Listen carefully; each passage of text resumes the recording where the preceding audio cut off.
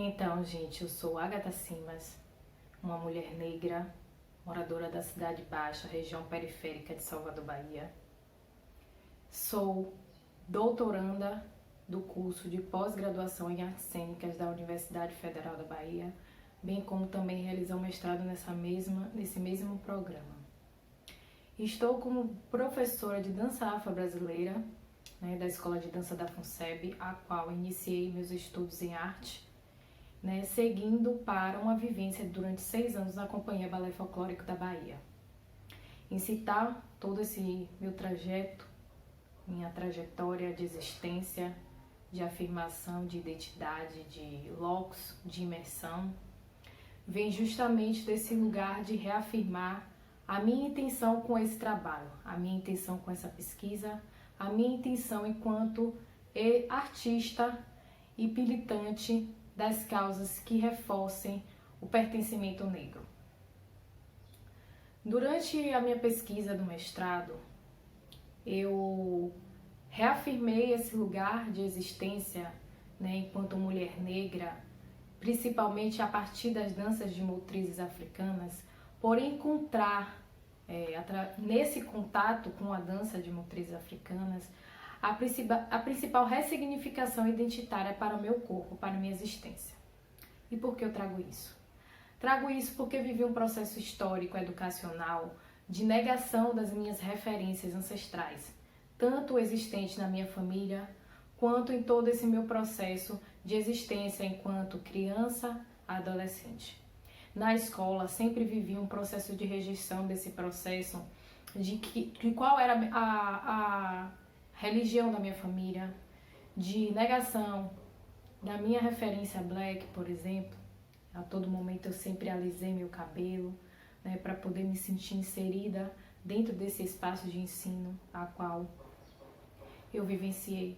Então, falar sobre esse processo, de imersão também de mercado, o quanto uma estética interfere no processo de seleção e todos esses atravessamentos que me acometem na minha trajetória, reforça esse meu lugar de estar aqui falando também sobre as danças de matrizes africanas no processo do ensino educacional soteropolitano. Incitar um pouco dessa minha trajetória, incitar esse locus em que eu estou inserida, como Salvador, uma cidade que apresenta um contingente populacional expressivo de pessoas negras. Então, estamos no maior estado, que é a Bahia, fora da África, com um número expressivo de pessoas negras em seu local. E falar sobre esse número, sobre esse dado, é justamente identificar que processo histórico esse estado, essa cidade vivenciou desde o processo de colonização do Brasil. Então essas referências fazem parte do nosso cotidiano, fazem parte das nossas manifestações culturais. E esses elementos são negados dentro desse processo de ensino soteropolitano. Então eu quero trazer para vocês um pouco dessa minha pesquisa de mestrado que se debruça sobre esse olhar a como está sendo feito, como está acontecendo os planejamentos escolares desses professores de dança que estão inseridos na rede municipal de Salvador. O título da minha pesquisa de mestrado, e a qual eu faço recorte aqui para este evento, é justamente falar da invisibilidade ou visibilidade das danças de matriz africana nos processos metodológicos dos professores de dança do ensino municipal de Salvador.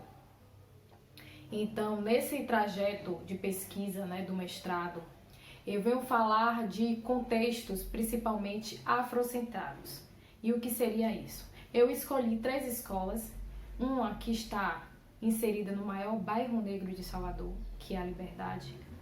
O segundo, uma escola que tem um projeto político-pedagógico acerca do olhar sobre a Lei 10.639, que fala sobre a inserção das referências de cultura e história da cultura afro-brasileira no ensino regular, ou bem como falar da 11.645, que fala justamente da lei de inserção não apenas da cultura africana, de matriz africana brasileira, como também a indígena. Então, é desse olhar, de falar sobre essas referências a qual eu escolho as danças de matriz africana, né, como essa possibilidade, essa alternativa de transgressão, de tanta subjugação a qual passamos, a qual o corpo negro passa diariamente em sua existência.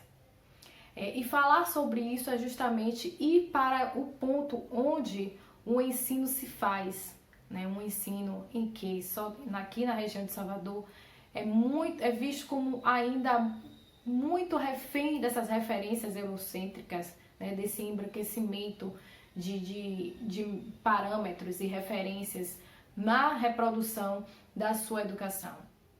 Então, para iniciar um pouco da minha fala sobre esse lugar, eu preciso também afirmar aqui para vocês o porquê que eu utilizo o termo motrizes africanas. E aí eu vou lá para Zé Caligiero, né, justamente esse pesquisador, né, do Rio de Janeiro, daqui, que faz justamente essa investigação sobre como se dá esse processo de formação, de constituição das danças de motrizes africanas. Então, quando ele fala do termo motriz e que eu escolho e que eu levo isso para minha pesquisa, é justamente de falar desse lugar que a dança se refaz no tempo e para o tempo, né? A Ágata de hoje não é a Ágata que foi ontem, nem a Ágata que será amanhã. A cada momento a gente vai se refazendo. E você também que está vendo esse vídeo, a todo momento vai se refazendo em suas experiências, em suas vivências. E não distante está essa referência artística a qual a gente vai se refazendo no tempo. Historicamente, nós não somos África. Nós ressignificamos as constituições de cultura que vieram desses diversos povos que compõem o continente africano. Contudo, elas têm suas distinções entre suas etnias, entre seus povos.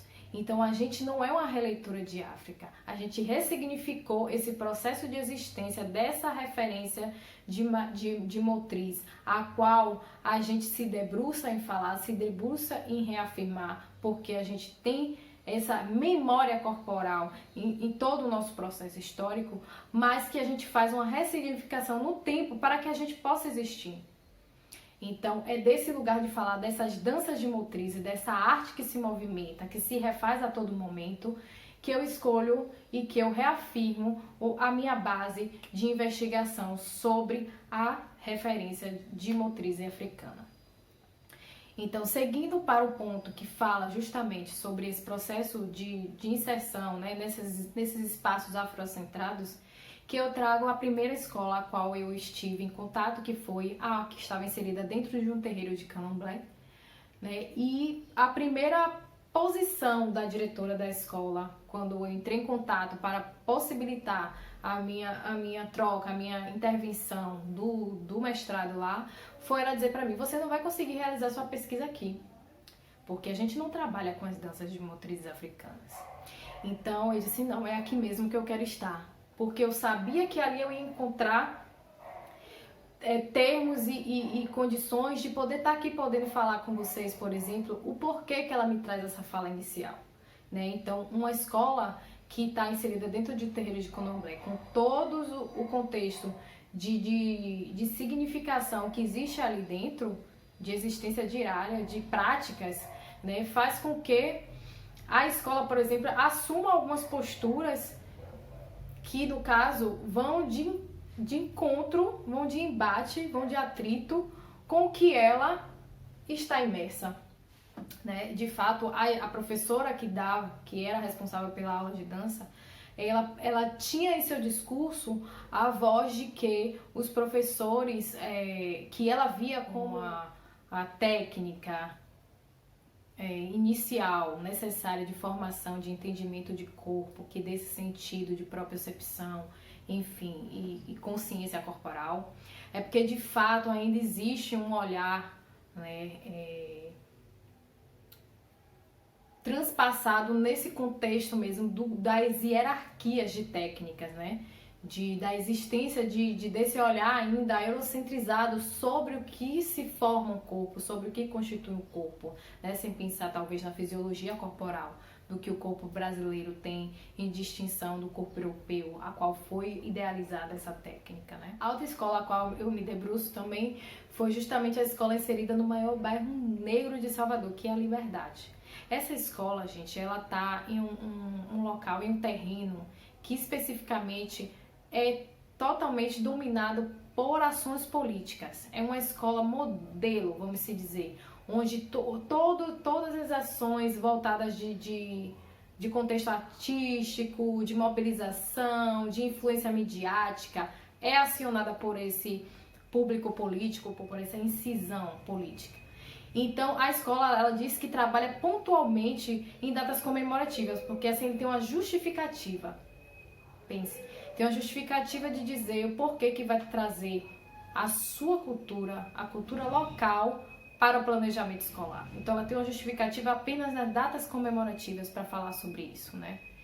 Então, mais uma questão que a gente encontra nesse processo educacional de planejamento de Salvador. E a terceira escola, que foi aquela escola divisor de águas, assim, em referência, em ensino, e a diretora da escola já me anuncia. Aqui, o pai que vem inscrever esse aluno, ele já sabe o que ele vai trabalhar, o que ele vai ter nos planejamentos, nos projetos que a escola vai promulgar. Então, existe um preparo da comunidade, né? Existe uma formação também daquela comunidade para que se tenha conhecimento da importância de se estar legitimando o nosso histórico ancestral africano, né, dentro desse lugar. Contudo, existe uma questão. Existe a professora que é concursada e o professor que é contratado da comunidade. E por quê? A professora que é concursada, ela me diz que não tem conhecimento sobre essas referências que possa ser inserida em seu planejamento. Então, ela apenas dá o balé clássico da instituição e tem uma sala específica para isso, com espelho, com barra, com tudo organizado. O professor Diáforo, ele por ainda ter uma certa inocência na sua fala, ele diz assim, não, eu não vou para a sala de dança, porque eu posso quebrar o espelho, eu posso, enfim, danificar algum material que seja do balé clássico. Então, existe até mesmo a hierarquia, né, entre essa técnica, entre os próprios professores. Então, o que ele faz? Ele utiliza o foyer da escola para dar aula de dança afro, porque lá ele não ia atrapalhar nada, né, no processo. Contudo, quem era atrapalhado era ele, né, bem como não existia na fala também desse professor que foi contratado da comunidade para dar aula de dança afro, justamente uma negação até mesmo de materiais pela própria Secretaria Municipal, né, onde ele solicitava materiais que estivessem voltados para esse contexto, né, de reafirmação da cultura. Eu quero generalizar que as outras escolas, né, também passam por esse mesmo processo, contudo, nas escolas em que eu estive em contato, eu encontro esse panorama. Então, é isso que eu estou trazendo aqui para vocês, certo? Essa intenção com esse trabalho, com essa minha apresentação aqui neste seminário, é justamente traçar um olhar mais amplo sobre esse processo educacional brasileiro, não apenas soteropolitano, né? Pensando que a gente vive e resiste a um contexto, né, de sociedade patriarcal, misógina,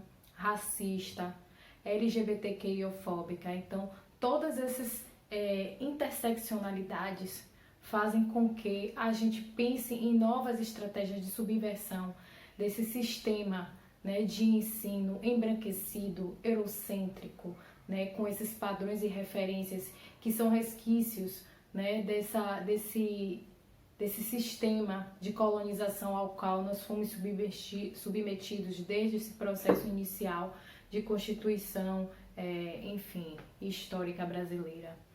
Então, a pretensão é essa, né? Quebrar, transgredir e assim potencializar novas formas, né, de ensino decolonial, né, para o sistema brasileiro, de acordo com a sua forma de contextualização, de existência, de pertencimento, identidade. Esse pequeno extrato da minha dissertação de mestrado vem justamente nesse evento ser um grito de existência, um grito de mudança, um grito de transgressão. Obrigada.